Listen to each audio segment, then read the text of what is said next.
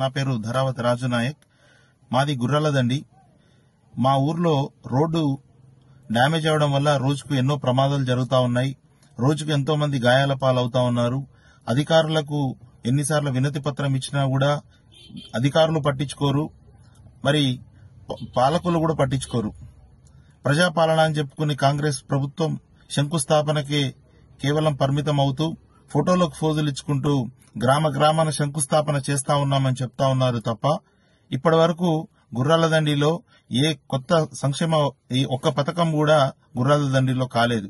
స్కూల్లో చూస్తే చాలా దయనీయమైన పరిస్థితి. స్కూల్కి 2 సంవత్సరాల నుండి సున్నం లేదు.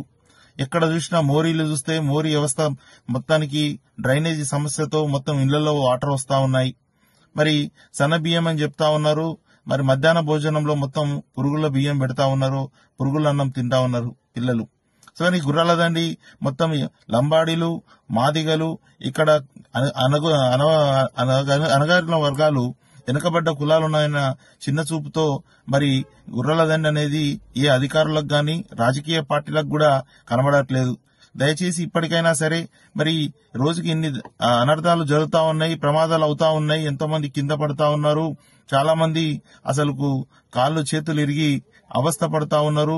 ఈ రోడ్డు ప్రమాదం వల్ల మరి నాగిరెడ్డిపల్లి నుండి బీబీనగర్కి వెళ్లే డబల్ రోడ్డు చాలా ఇక్కడికి వచ్చే ఏదైనా చాలా స్పీడ్ లో ఉంటాయి.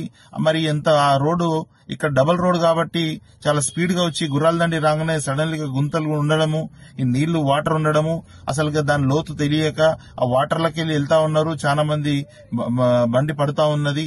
కాబట్టి చాలా మంది ఫ్యామిలీలకు, చిన్నపిల్లలకు గాయాలు పాలవుతున్నారు.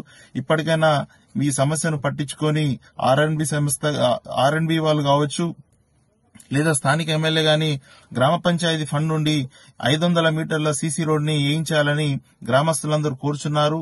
సో ప్రత్యేకంగా ఇప్పుడు నేను అక్కడ మా ఇంటికి అపోజిట్ ఉంది కాబట్టి బట్టలు ఆరేసినా కూడా రోడ్డు మొత్తం డస్ట్ దుమ్ముతో మొత్తం రోడ్డు మొత్తం బట్టల మీద పడతా ఉన్నది. మరి ఇళ్లలో ఉండలేని పరిస్థితి. బయట ఒక కారు పెట్టినా, బండి పెట్టినా మొత్తం డస్ట్ అవుతా ఉంది. మరి మా ఇళ్లలో అసలు మొత్తం కంప్లీట్ దుమ్ము. ఏ కిటికీలోకి వెళ్ళి చూసినా కూడా ఇళ్లలో 5 నిమిషాలకే ఇల్లు మొత్తం దుమ్ము అయిపోతా ఉన్నది. సో చాలా మంది ఈ ఊరిని పట్టించుకునే నాదుడు లేడు. ఇప్పుడు సర్పంచ్ వ్యవస్థ కూడా లేదు. మరి స్థానిక ఎలక్షన్స్ పెట్టకుండా సంవత్సరం గడువు మరి ఇలా డిలే చేసి 100 రోజుల్లో 6 పథకాలు చేస్తామని 6,000 అబద్దాలు ఆడిన కాంగ్రెస్ పార్టీ మరి ఇక్కడ స్థానిక ఎలక్షన్స్ పెట్టదు, పట్టించుకోదు.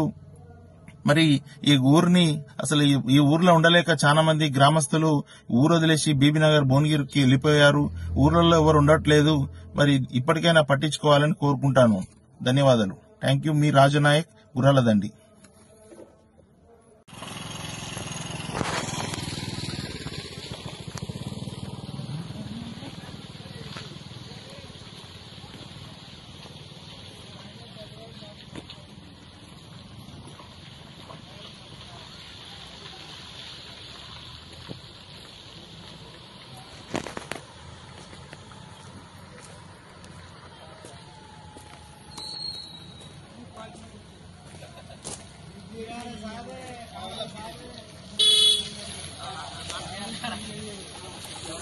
ఏం బాధ సార్ ఇది